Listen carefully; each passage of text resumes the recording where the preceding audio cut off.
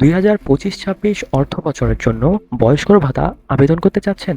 তাহলে অবশ্যই আপনাকে অনলাইনের মাধ্যমে সেটি করতে হবে। এই প্রক্রিয়াটি খুবই সহজ। মাত্র 5 মিনিটের মধ্যে আপনি বয়স্ক ভাতা আবেদন সম্পন্ন করতে পারবেন। এক্ষেত্রে প্রয়োজন হবে আপনার হাতে থাকা স্মার্টফোন অথবা একটি কম্পিউটার। তাহলে চলুন দেখে নেওয়া যাক কিভাবে খুব সহজেই অনলাইনে বয়স্ক ভাতা আবেদন করতে পারবেন। বয়স্ক ভাতা কি? বয়স্ক ভাতা মূলত বাংলাদেশ সরকারের একটি সামাজিক নিরাপত্তা কর্মসূচি, যেখানে বয়স্ক নাগরিকদের আর্থিক সহায়তা প্রদান করা হয়। এক্ষেত্রে ভাতা আবেদনকারীর বয়স পুরুষ হলে 65 এবং মহিলা হলে 62 হতে হবে। তবে বয়স 62 থেকে 65 হলে কি বয়স্ক ভাতার জন্য আবেদন করা যাবে? না, বিষয়টি এমন নয়। বয়স্ক ভাতার জন্য আবেদন করার ক্ষেত্রে আপনার নির্দিষ্ট কিছু যোগ্যতা থাকতে হবে। এই যোগ্যতাগুলো এই পর্যায়ে জানিয়ে দিচ্ছি। প্রথম যোগ্যতা, আপনাকে অবশ্যই বাংলাদেশের নাগরিক হতে হবে। দ্বিতীয় যোগ্যতা, পুরুষের ক্ষেত্রে বয়স 65 এবং নারীদের ক্ষেত্রে বয়স 62 হতে হবে, সর্বনিম্ন এটা। তৃতীয় যোগ্যতা, এখানে অযোগ্য হিসাবে যে গণ্য হবেন সে বিষয়টি বিবেচনা করা হয়েছে। এক্ষেত্রে আপনি যদি কোনো সরকারি কিংবা বেসরকারি পেনশন প্রাপ্তি হয়ে থাকেন তাহলে ভাতার জন্য আবেদন করতে পারবেন না। চতুর্থ যোগ্যতা হচ্ছে নিম্ন আয়ের অধিকারী হতে হবে, অর্থাৎ আপনার বছরের গড় আয় 10,000 টাকার নিচে থাকতে হবে।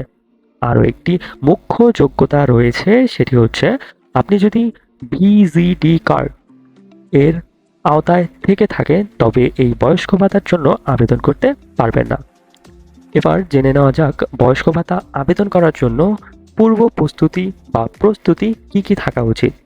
বয়স্ক ভাতা আবেদন করার জন্য যে জিনিসগুলো আপনার একান্তই থাকা উচিত বা জেনে রাখা উচিত তা হলো, যার আবেদন করা হবে তার জাতীয় পরিচয়পত্র বা এনআইডি নাম্বার, উক্ত ব্যক্তির জন্ম নিবন্ধন নাম্বার, একটি সচল মোবাইল নাম্বার, পারিবারিক তথ্য যেমন পিতার নাম, মাতার নাম, বৈবাহিক অবস্থা ইত্যাদি।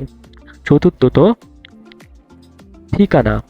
এক্ষেত্রে আপনার বিভাগ, জেলা, উপজেলা, ইউনিয়ন, ওয়ার্ড, পোস্ট কোড সবকিছু মেমোরাইজ করে তারপর আবেদন শুরু করলে ভালো হবে।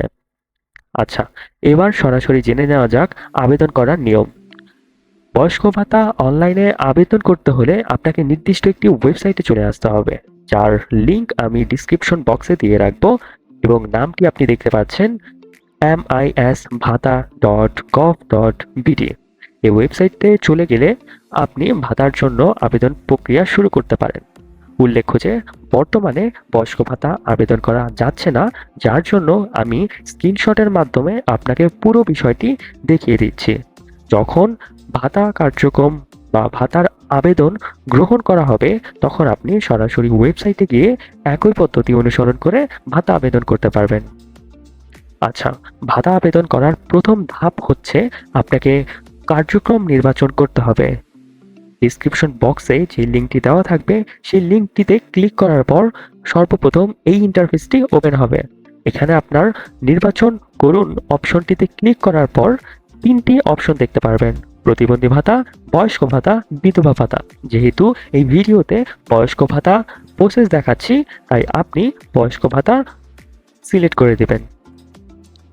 পরবর্তীতে আপনাকে বয়স্ক ভাতা যার জন্য করছেন বা যে আবেদনকারী, সে আবেদনকারীর বেসিক তথ্য দিতে হবে।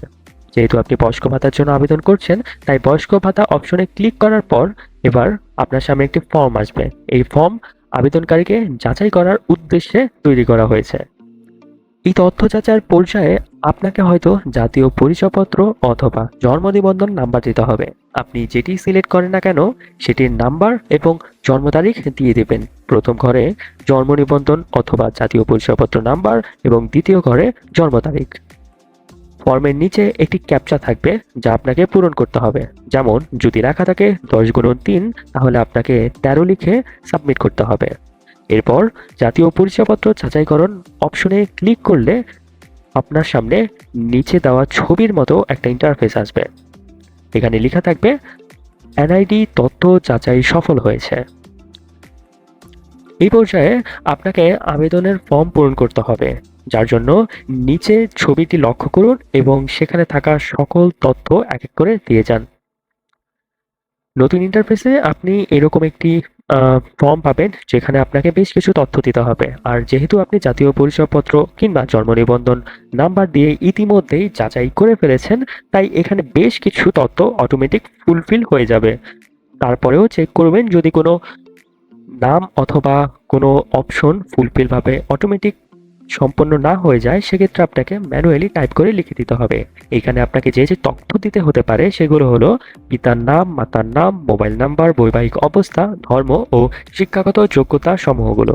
এই ধাপটির পর আপনাকে যোগাযোগের তথ্য দিতে বলা হবে। যোগাযোগের তথ্য নামক সেকশনে আপনাকে বেশ কিছু তথ্য দিতে হবে, যার মধ্যে উল্লেখযোগ্য হলো আপনার বিভাগ, জেলা, উপজেলা, ইউনিয়ন, ওয়ার্ড ও পোস্টকোড এর নাম্বারটি। যেমনটা পূর্বে বলেছিলাম, এইগুলো আপনি আবেদন শুরু করার পূর্বেই একটা গুচ্ছিত স্থানে রেখে কিংবা স্মরণে রেখে আবেদন শুরু করবেন। এক্ষেত্রে যদি আপনার স্থায়ী ঠিকানা এবং বর্তমান ঠিকানা একই হয়, সেক্ষেত্রে আপনি টিক মার্কের মাধ্যমে বর্তমান আর স্থায়ী ঠিকানা একবার ফর্ম পূরণ করলেই হবে। তারপরে সেকশনে আপনাকে অন্যান্য তথ্য দিতে হবে। এই অন্যান্য তথ্যের মধ্যে বেশ কিছু অপশন দেখতে পারবেন, যেগুলো হলো বার্ষিক আয়, সরকারি বা বেসরকারি সুযোগ সুবিধা, প্রশিক্ষণ, জন্মকালীন নাম, নমিনির তথ্য, জমির পরিমাণ, ঘরের ধরন, খাবার পানির উৎস, ল্যাট্রিনের ধরন, বাড়িতে বিদ্যুৎ সংযোগ আছে কিনা সেই সংক্রান্ত তথ্যগুলো। এক এক করে সেগুলো নিজে থেকে সম্পূর্ণভাবে পূরণ করুন। পরবর্তী ধাপে আপনাকে যোগ্যতার অন্যান্য তথ্য দিতে হবে। এই অংশে আপনাকে বেশ কয়েকটি তথ্য দিতে হবে, যেমন খানার মোট সদস্য সংখ্যা, অর্থাৎ আপনার পরিবারে কতজন খাবার খায় এমন মানুষের সংখ্যা। দ্বিতীয়ত, খানার শিশুর সংখ্যা, অর্থাৎ আপনার পরিবারে কতজন শিশু আছে তার সংখ্যা। খানা প্রদানের বয়স, অর্থাৎ যে আপনার পরিবারে খাবারের বা অন্নের যোগানদাতা তার বয়স। সর্বোচ্চ শিক্ষাগত যোগ্যতা এবং পেশা, অর্থাৎ আপনার ঘরে অন্ন প্রদানকারী প্রধানের শিক্ষাগত যোগ্যতা এবং পেশা উল্লেখ করে দিতে হবে। তথ্যগুলো দেওয়ার পর আপনার মূল কাজ শেষ। এবার আপনাকে সাবমিট করতে হবে। সব তথ্য সঠিকভাবে পূরণ করার পর সাবমিট বাটনে ক্লিক করুন। স্ক্রিনশটটি দেখুন, এইখানে আপনি বাতিল করুন আর সাবমিট করুন দুইটি অপশন দেখতে পারবেন। সেখানে আপনি সাবমিট করুন অপশনে ক্লিক করলে আপনার আবেদনটি গ্রহণ করা হয়ে যাবে। আচ্ছা, এবার সফলভাবে আবেদন সম্পন্ন করলেন, কিন্তু আবেদন করার পর প্রসেসটা কি ঘটবে সে বিষয়ে জানা উচিত। আবেদন করার পর আপনার আবেদনটি যাচাই করা হবে। যদি সবকিছু ঠিক থাকে, তাহলে আপনি নির্দিষ্ট সময়ে, অর্থাৎ যে মাস থেকে ভাতা প্রদান করা হবে সেই মাস থেকেই বয়স্ক ভাতা পেতে শুরু করবেন, আপনার সেই নাম্বারে, যে নাম্বারটি উপরে উল্লেখ করে বলে দিয়েছিলেন। এবার আরেকটি মুখ্য বিষয়ে আলোচনা করছি, যেটা হলো যে সকল কারণে আপনার আবেদন বাতিল হতে পারে।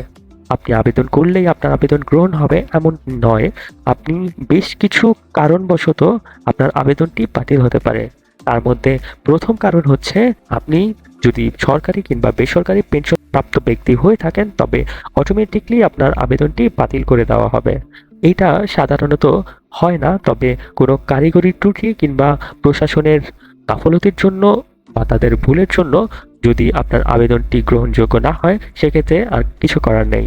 দ্বিতীয়ত, আপনার যদি ভিজিটি কার্ড থাকে, এটা স্পেশালি মহিলাদের জন্য, এটা দুস্থ মহিলাদের কার্ড, যেখানে 30 কেজি চাল দেওয়া হয়।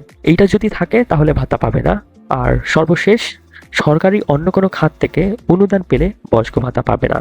তো আপনি যদি এই 4টি ক্যাটাগরির যে কোনো একটি ক্যাটাগরির আওতাভুক্ত হন, তাহলে বয়স্ক ভাতার যে আবেদন সেটি অটোমেটিকলি বাতিল হয়ে যাবে।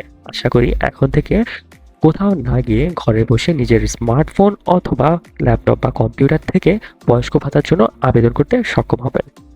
এইরকম অন্যান্য ভাতা কিংবা বয়স্ক ভাতার অন্যান্য সকল আপডেট পেতে এই চ্যানেলটি সাবস্ক্রাইব করে রাখুন। ধন্যবাদ।